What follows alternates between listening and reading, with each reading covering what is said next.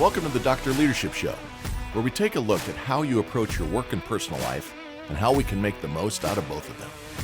A weekly get-together where we get real about self-improvement and development as we all make this not-so-easy journey through life. Our discussions will cover ideas and concepts from how to grow your career to how to lead your family towards prosperity and happiness. We don't pretend to know it all, and the doctor is the first to be vulnerable, discussing his own weaknesses, both past and present. This is about growing together and having some fun while we discuss what is happening in the crazy world we live in and how to make the most of it. Let's strive for awesome together. Let's get after it. Hey everybody, welcome to another edition of the Dr. Leadership Podcast. Hope you're having an awesome day. Happy Wednesday if you're listening on the launch date. Happy weekend for those members that are listening a little bit early. Hope you enjoyed last week's show.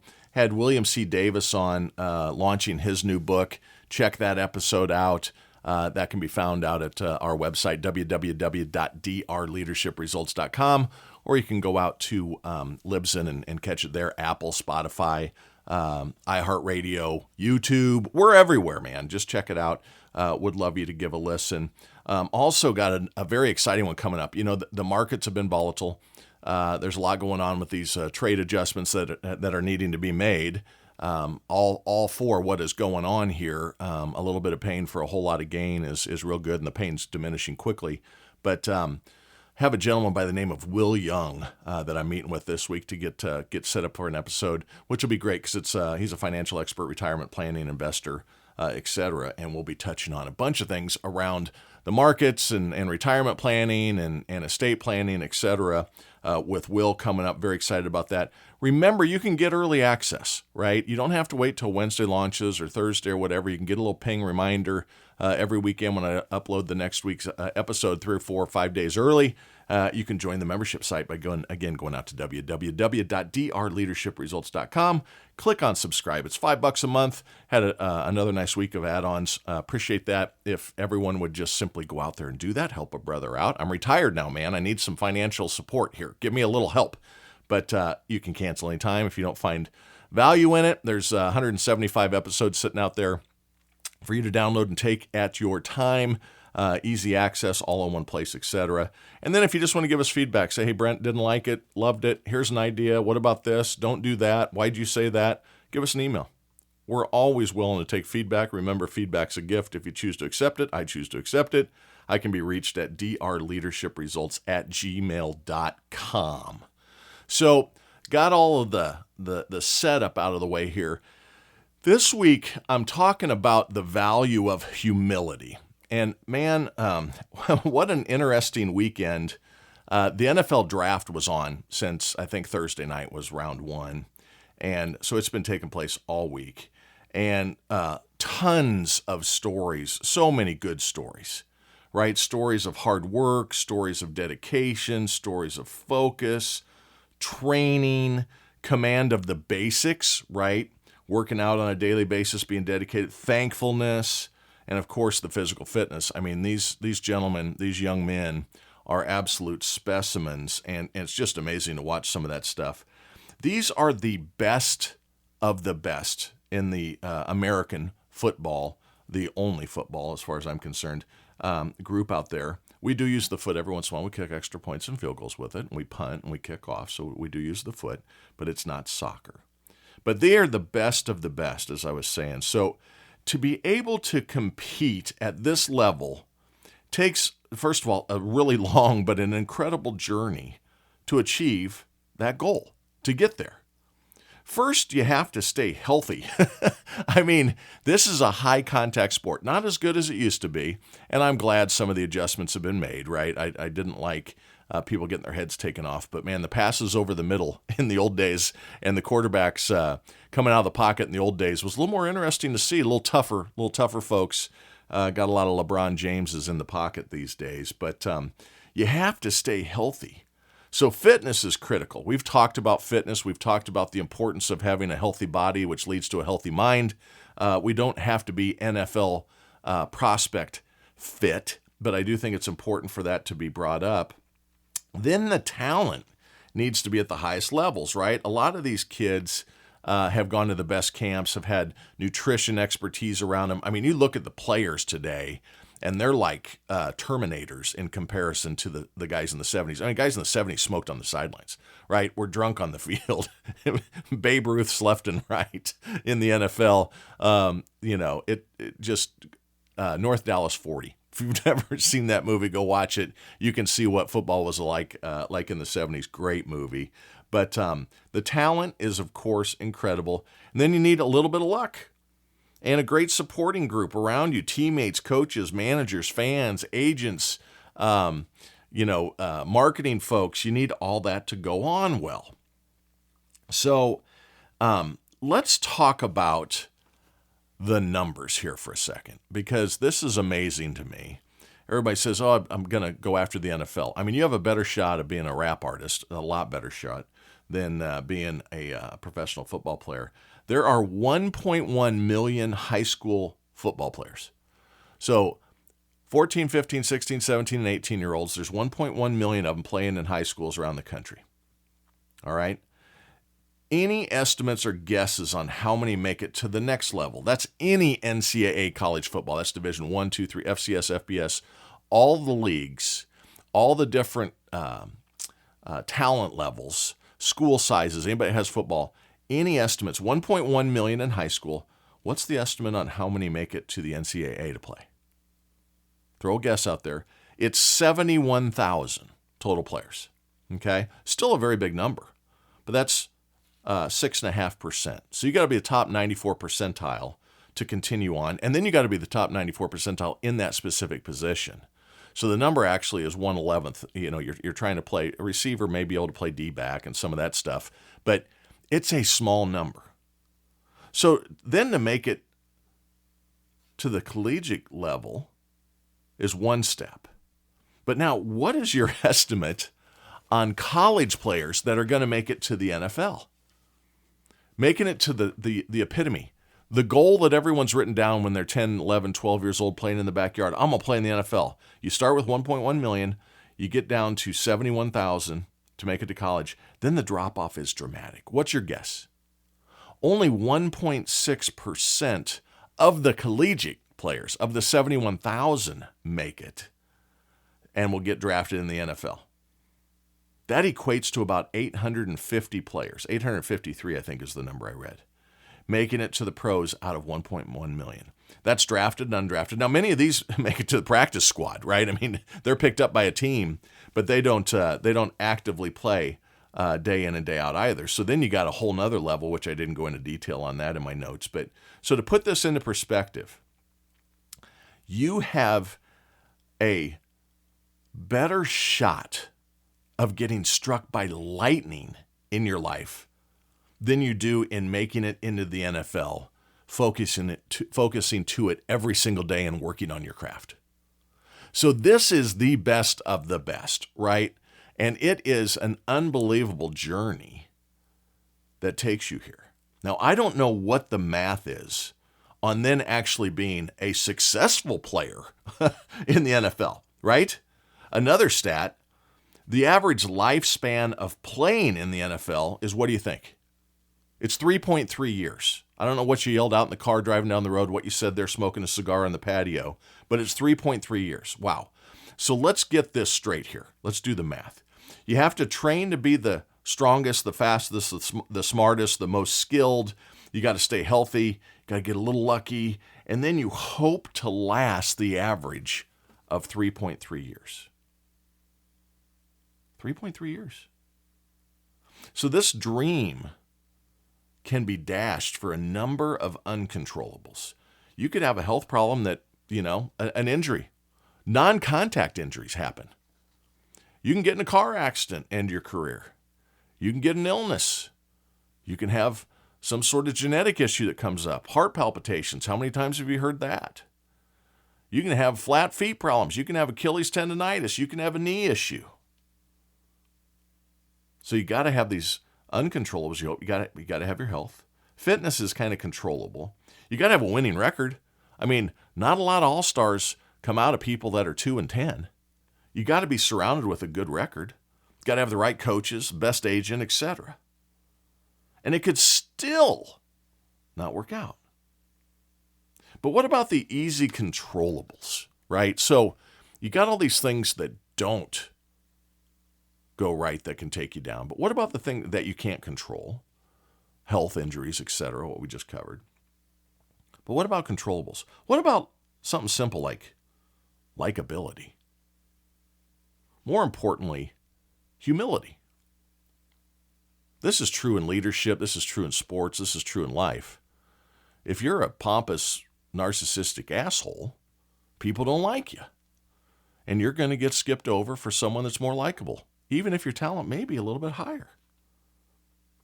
I watched a lot of the draft this weekend, several hours. I'm not sitting there jonesing going, oh, what's my fantasy league going to be? Oh my God, they need a receiver. Why did they not take a receiver? You can see these people that have lonely lives.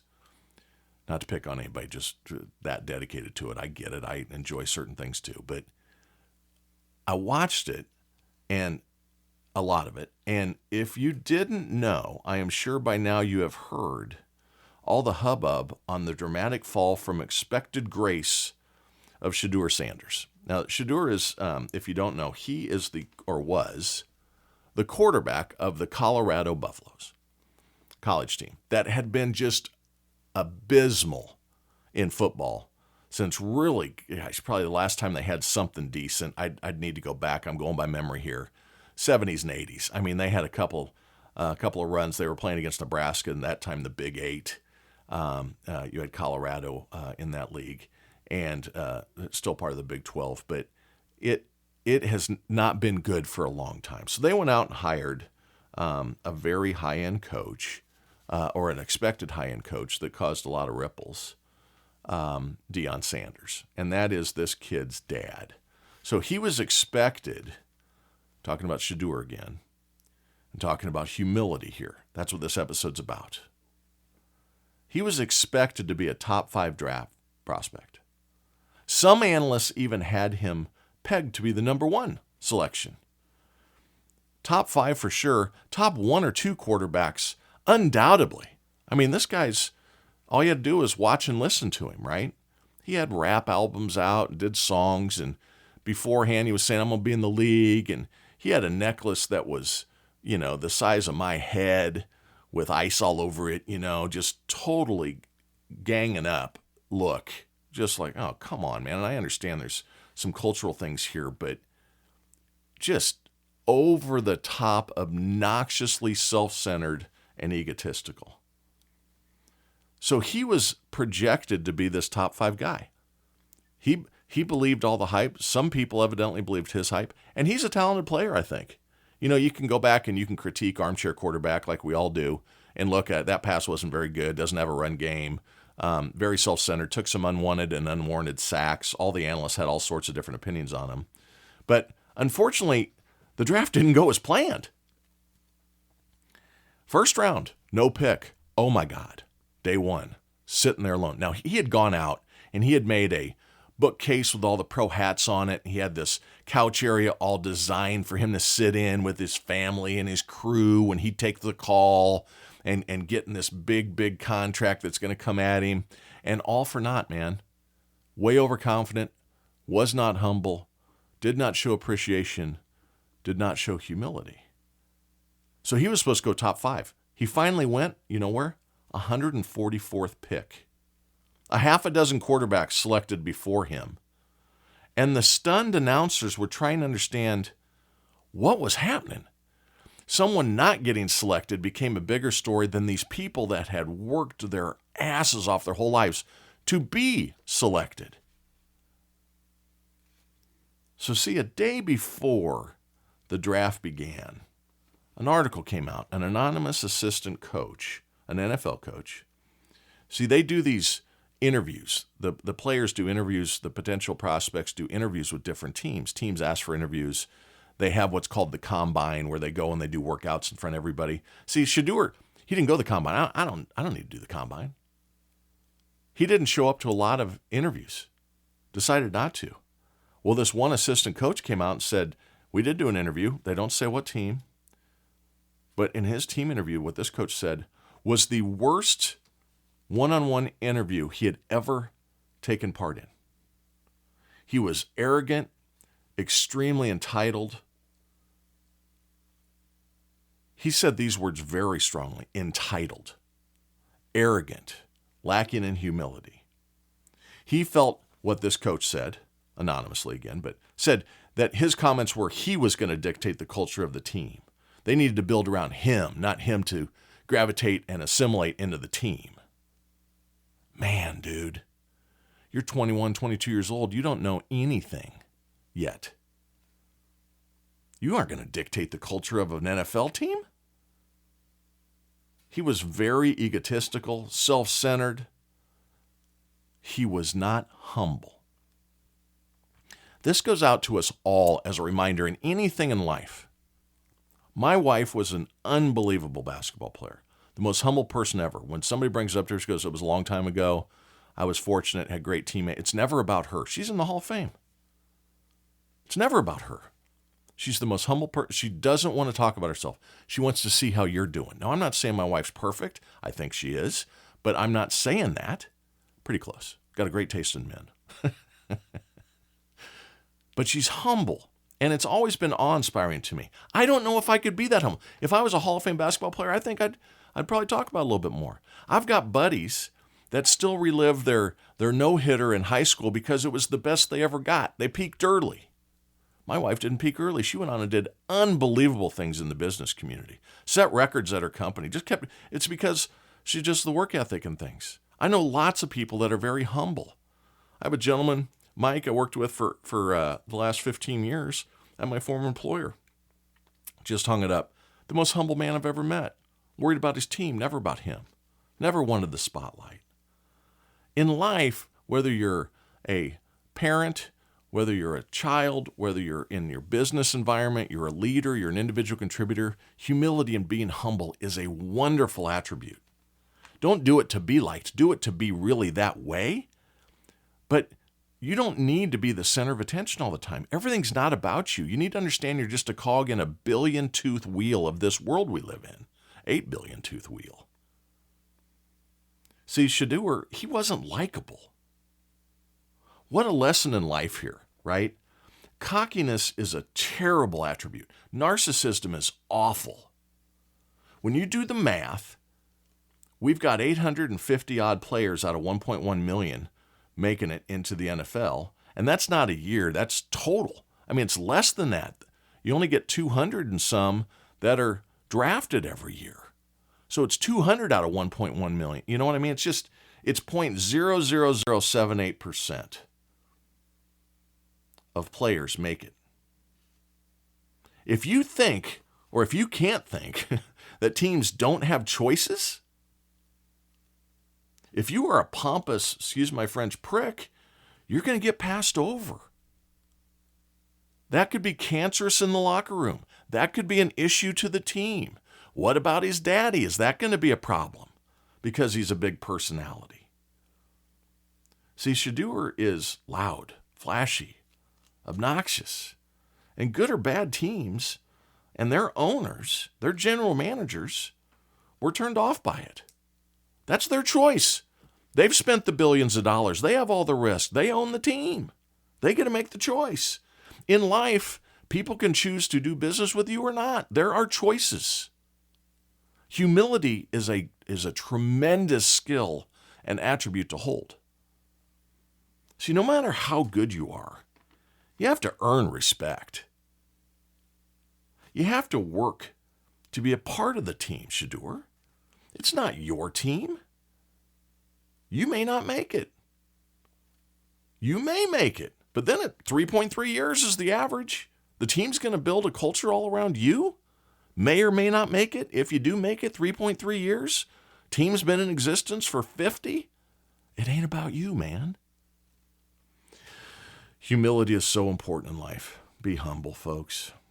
There's always someone better. There's always someone faster. There's always someone smarter. There's always someone better looking. There's always someone better at being a leader. There's always a better individual contributor. There's always someone happier. There's always someone sadder.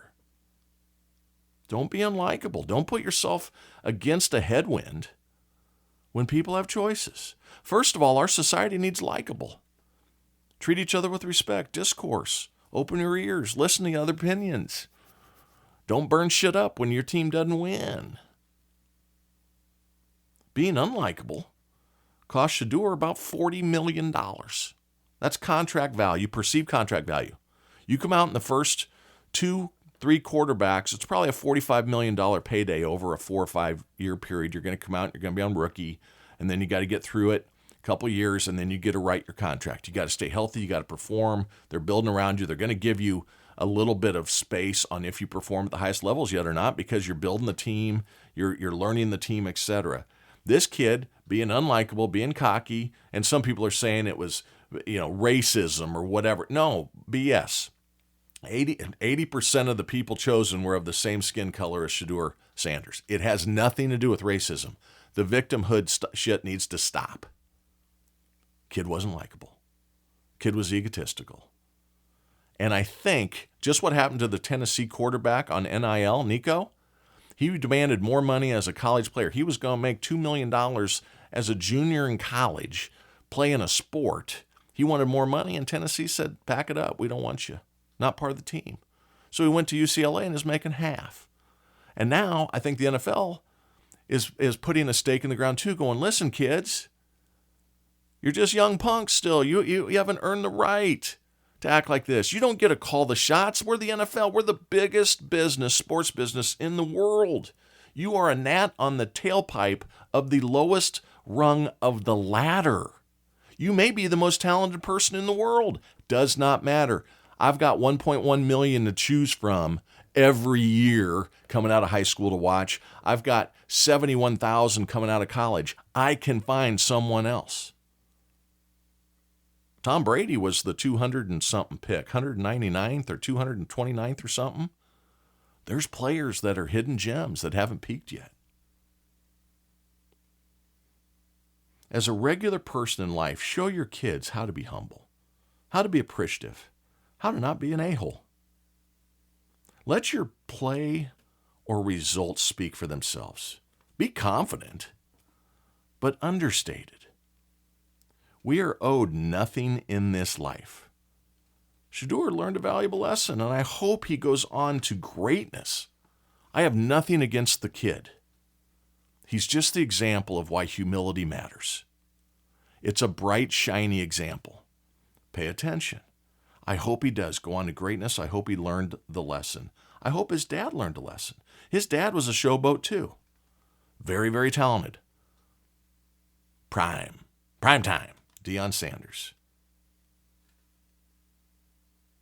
He was very talented, but he didn't do a good job being a guiding father here.